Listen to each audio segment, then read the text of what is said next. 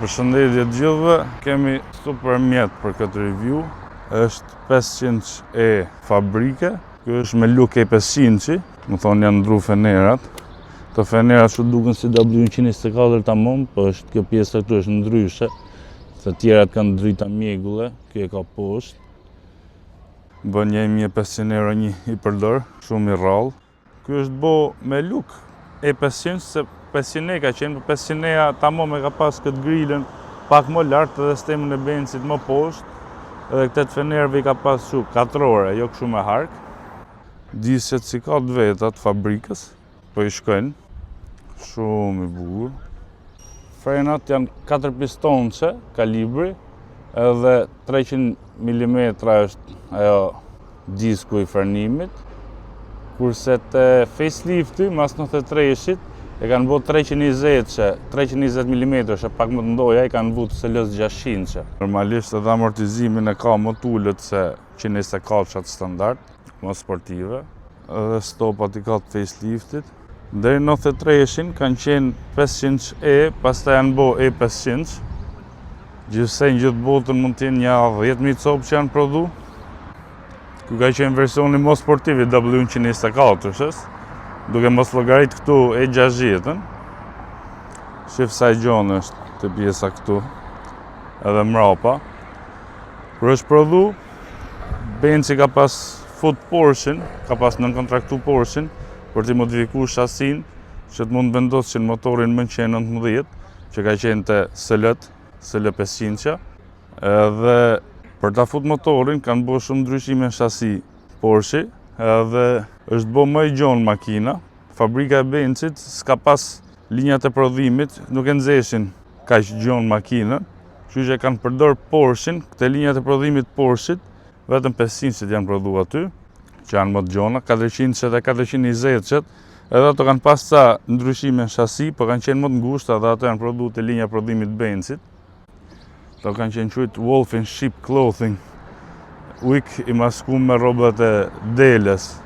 Se në pamjet parë, kush nuk, për njerëz të thjesht nuk dallohej fort nga W124-shja, po kishte 326 kue fuqi, edhe në autostradë djalin të targat edhe në Ferrarit asaj kohe. Ta shohim edhe motorin. Kjo është bisha, 919, 326 kuaj edhe 480 Nm/m. Baterinë se ka aty, si W124 e tjera ka mrapa, aty ka centralin, se i kanë ca ndryshime me standardat, shumë e fuqishme. Kamera kanë pas me 4 marsh automat, që të gjitha, edhe kanë qenë që të gjitha me 4 vene, mrapa dhe shohim që e kanë ndame, shumë makine veçantë. Ka pas bo dhe më gëja pastaj version 6.000 këti motori me 381 kuaj, po ata janë super të rrallë. Edhe këto sfungjera tu të inteku, ty në zakonisht u prishen, i kanë shumë problem. Kjo i ka akull, dhe e ndrube se ja kanë ndru pronari, shumë e pastër, se e kanë si smunje zakonisht gjitha, u prishen.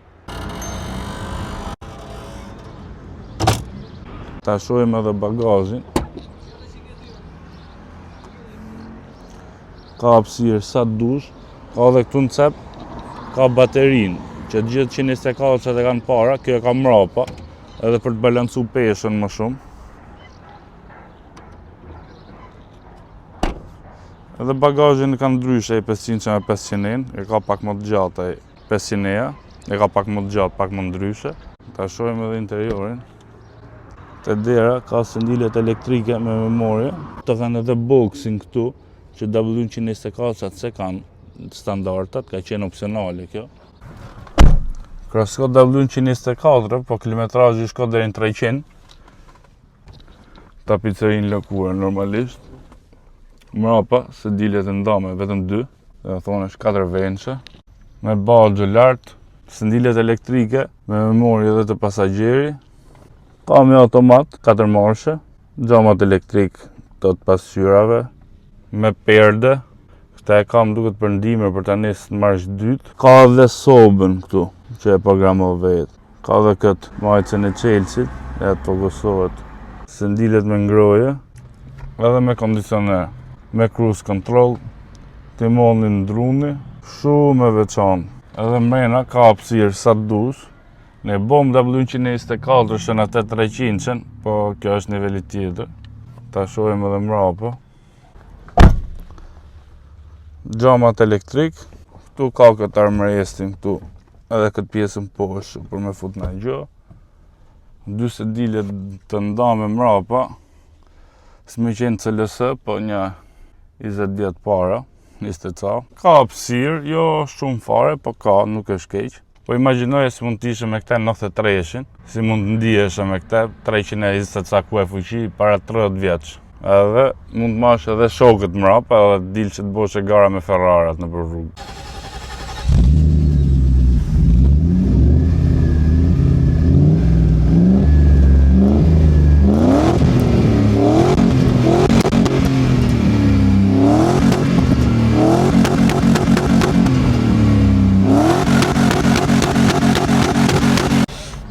Kjo ka qenë ekuivalenta E63 ose E55 atëherë.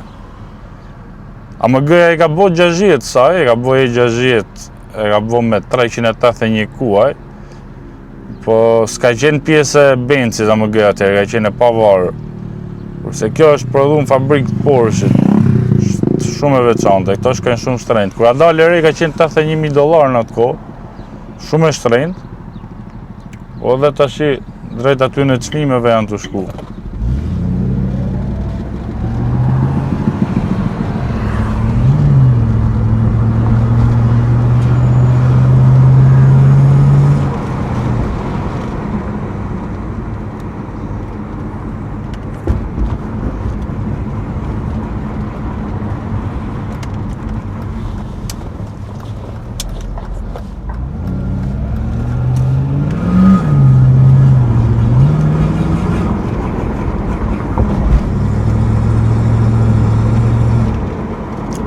Këtë gjurëmën më në qenë 90 apo 8, shumë gjurëme bukur. Ne e bom edhe 124-300, por kjo është bishe lloj tjetër. Kjo s'ka lidhje me të standardet. Tamam wolf in sheep clothing. S'ta merr menja që kjo makinë ka 326 kuaj, para 30 vjeç. Tralle këtu në Shqipëri s'ka shumë. Shumë makina tralle. Në gjithë botën të janë bo një 10.000 copë. Limited janë edhe më tralle. Njoni e ka i shqiptar. Aje ka akull, ka mint condition, aje ka collectors.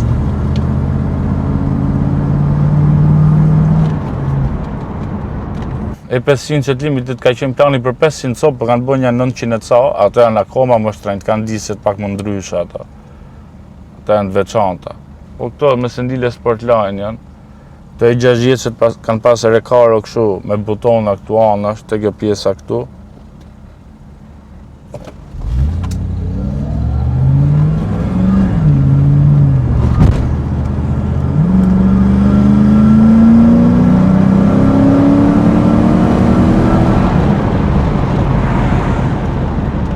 Për ta pas pjesë koleksioni këta është super. Po mirë është edhe mi përdori qik.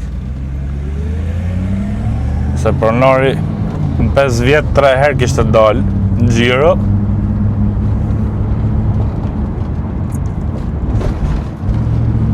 Tre herë kam nxjerrë, tha. Kanë nevojë edhe për të përdorë makinat. Po prapë është kënaqësi kur i shef Shqipëri që kena kështu lloj makinash. Kjo është makina rrallë. Edhe makinë që kërkohet në gjithë botën, është kollaj për ta shitë, është atë robi del edhe me fitim. Si përfundim, Mercedes E500 ose 500E, si kjo në këtë rast, mbetet ikon normalisht dhe të vazhdojë të rritet në vlerë me kalimin e viteve. Normalisht me rritjen e vlerës edhe përdorimi nuk është i përditshëm nga pronarët që e kanë, se vlera rritet sa më pak kilometrat ketë, po prap mbetet ikon edhe është makinë që çdo koleksionues i Benzit do donte ta kishte pjesë tyre. Shpresoj që të ketë pëlqyer si video. Nëse s'keni bërë subscribe, bëheni edhe shifemi videon e radhës.